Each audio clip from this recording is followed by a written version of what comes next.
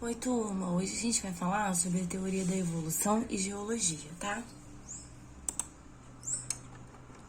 Então, vamos começar entendendo o que foi a deriva continental, tá?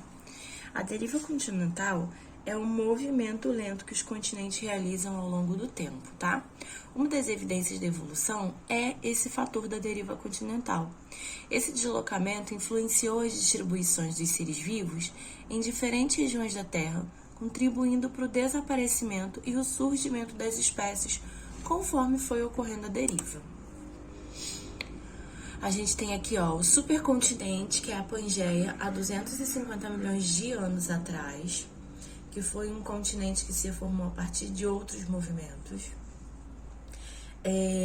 Depois a gente tem a presença do período Jurássico, há 180 milhões de anos. E na sequência a gente tem a divisão da Pangeia em Laurásia e Gondwana, tá?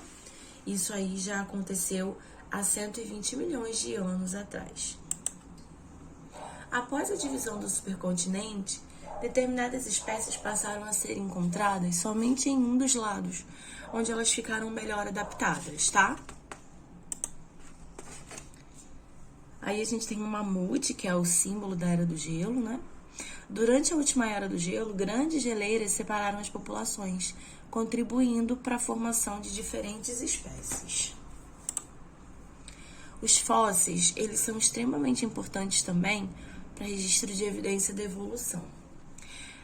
O fóssil, ele é a imagem real do passado e fornece uma enorme quantidade de informações, porque a gente tem várias conchas, né, que estão fossilizadas.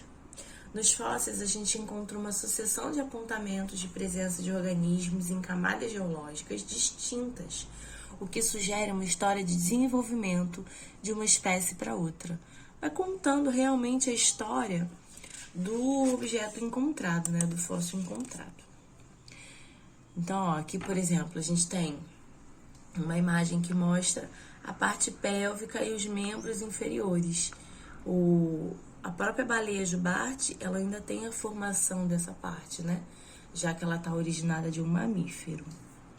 Quando a gente estuda os fósseis, a gente espera que eles possam nos dar características comuns entre grupos que são parentes. Olha outro exemplo aqui, Aqui a gente tem um exemplo de um cavalo. Esse cavalo, ele era de menor tamanho e o cavalo moderno é muito maior. Ele foi evoluindo, né, e adaptando o seu corpo ao ambiente onde ele pode viver. Em alguns casos, a gente chega a encontrar organismos fossilizados que apresentam a transição entre os seres que evoluíram e os seres que são presentes. Esses fósseis a gente chama de fósseis de transição, tá? Os fósseis, eles são muito importantes por isso, por eles contarem a história. Eles podem ser conservados sob a forma de impressão, uma marca, uma pegada, o próprio corpo preso nas rochas ou em âmbar, que é a seiva dos vegetais, tá? Os fósseis nos dão pistas para o entendimento da evolução, mas a fossilização é um processo raro e demorado, tá? A gente precisa também de um paleontólogo, que é a pessoa que trabalha com essa área dos fósseis, ferramentas de trabalho muito delicadas para não prejudicar o fóssil assim que foi encontrado.